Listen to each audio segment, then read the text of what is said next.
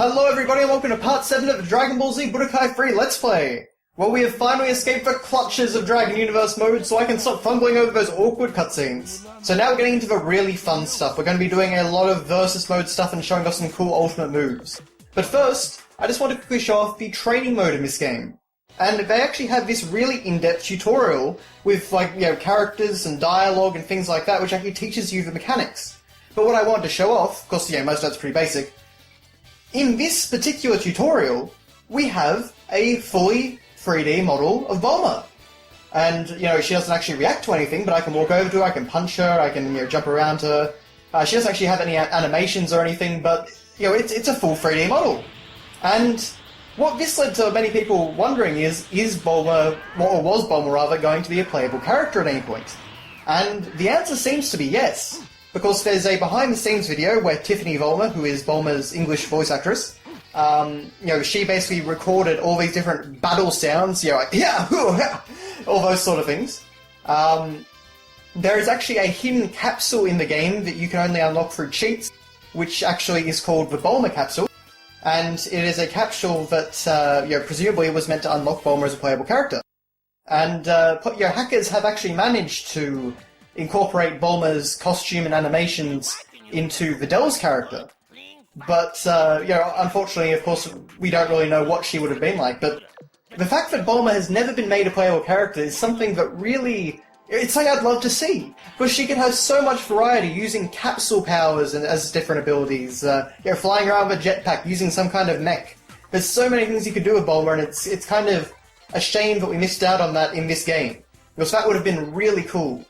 But, all evidence really points to Bulma being a playable character. There's even, announcements for the tournament, like, Bulma versus da-da-da. And even in the Japanese version, there's, Bulma sent you, and so on like that. So, it's just kind of a shame we never got that. But anyway, we're getting onto the versus mode. So, the first battle I'm going to be showing you is Kid Goku, who is a brand new character for this game, versus Piccolo.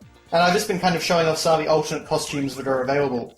And Budokai 3 certainly had a fair few ultimate costumes, especially compared to Budokai 2. So I showed off Goku's damaged one. You can see Piccolo has a nail costume as well as his actual turban and cape. There's some pretty cool stuff there. And speaking of costumes, of course, in the Japanese version of the game, and also in the Dragon Ball Z Budokai 3 Greatest Hits version in America, and I believe a special edition re-release in Europe, and I'm not sure about Australia though, we actually got some extra costumes, including Goku with a halo, Piccolo Daimao, which would have been perfect for this battle, and Future Trunks with his cyan armor and a sword. Now, here we are fighting in the destroyed West City, and this is pretty much my favorite map in the game, and has my favorite music track in the game. It is an incredible piece, and just an awesome scene of destruction. So what you can do is that when you're choosing a stage in the game, for versus mode, if you press circle instead of X to select it, you will select the destroyed version.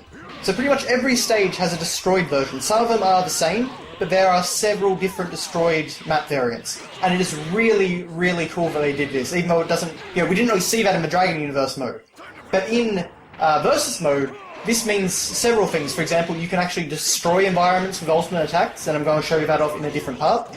And of course you can select all these different extra stages on top of what you already have that's shown to you. So I love just how much content is in this game in terms of versus mode.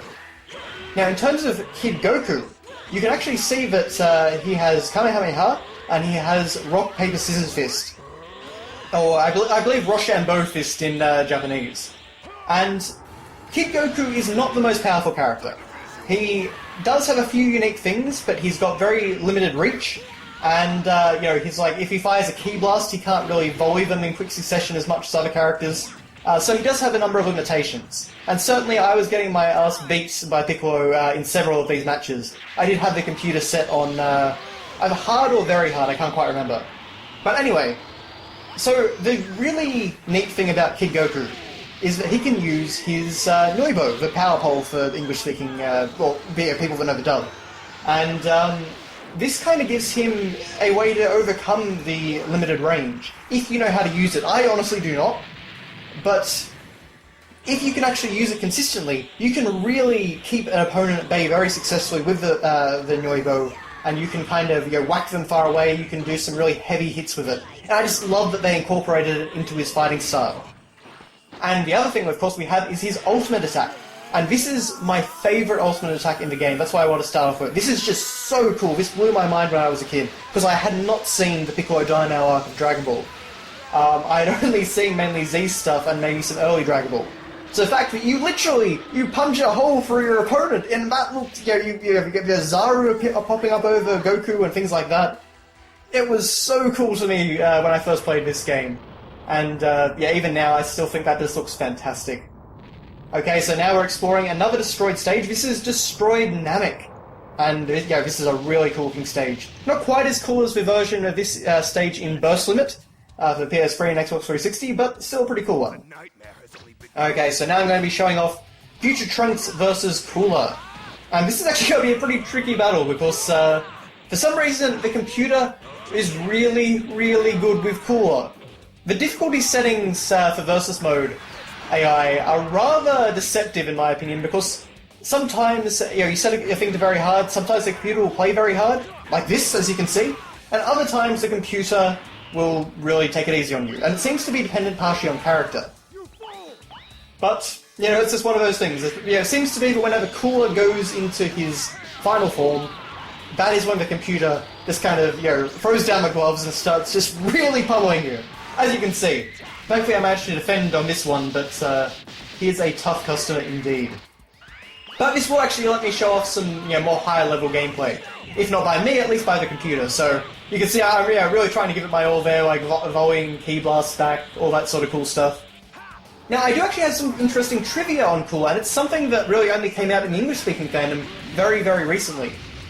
And basically what that is that, everyone, of course, assumes that he's named Cooler because, Frieza's his brother. It's got, the Frieza, Cold, Cooler, name sort of puns.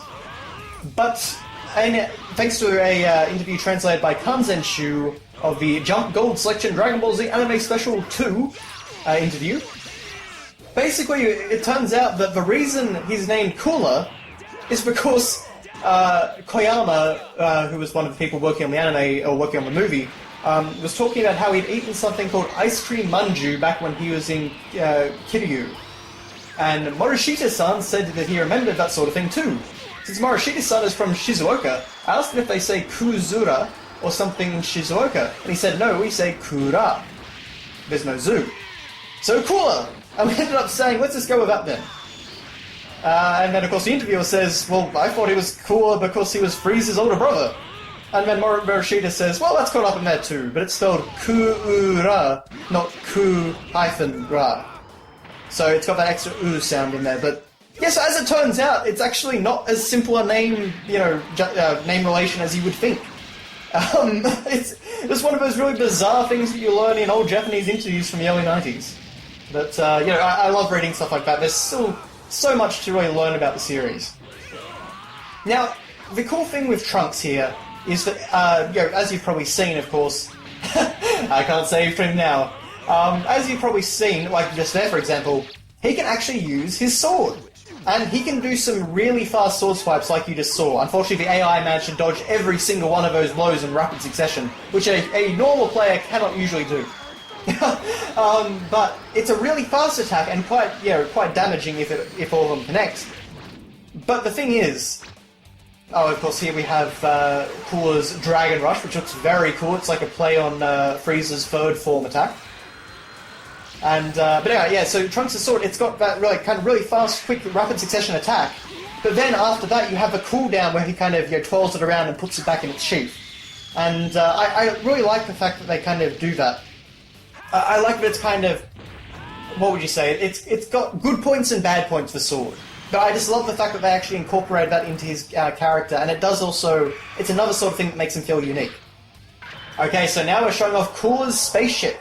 And this is a capsule that you can attach to Cooler, and basically when he runs out of health, he will be revived with full free health bars, and in his Meta-Cooler form. I'm not exactly sure how the stats stack up on Meta-Cooler's form, compared to his normal final form, but he's still got all the same moves and things like that. It's just kind of a cool cosmetic change and a way to come back if you're losing in the battle.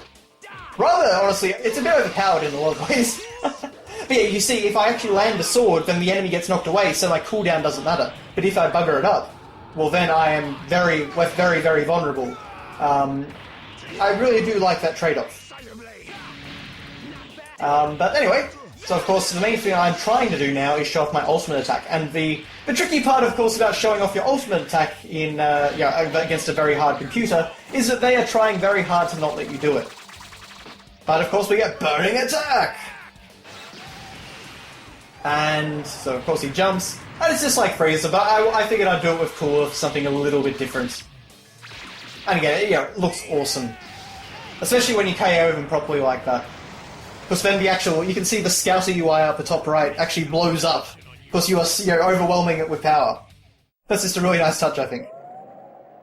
Okay, so now we are in the, what would you say exactly? I think it's like Mount Paozu. It's the sort of area around Grandpa Gohan's house. Well, I mean, sort of course, because it doesn't look quite like this in this series. But anyway, here, of course, is Broly. And I'm showing off Goku's damage outfit, which I love. This is always how I play as Goku in Versus mode normally. And just because there's so much detail, I love seeing Goku in his damage sort of outfit. For whatever reason, I really like the sort of blue and orange aesthetic. But this isn't just a fight between Goku and Broly, oh no. So Goku has a very special fusion capsule equipped. And Goku, both Goku and Vegeta of course have several of these, but I'm going to be showing off Gogeta. So yes, this is one of the fusions that they added in Budokai 3, it was not in Budokai 2. And Gogeta is pretty powerful. So yeah, looks awesome, he's got this great aura. His normal moves aren't really that impressive. He's got Soul Strike as his back and circle move. It's a good move, but it's nothing too fancy. But then we have his ultimate attack, Soul Punisher. And this is such a cool animation.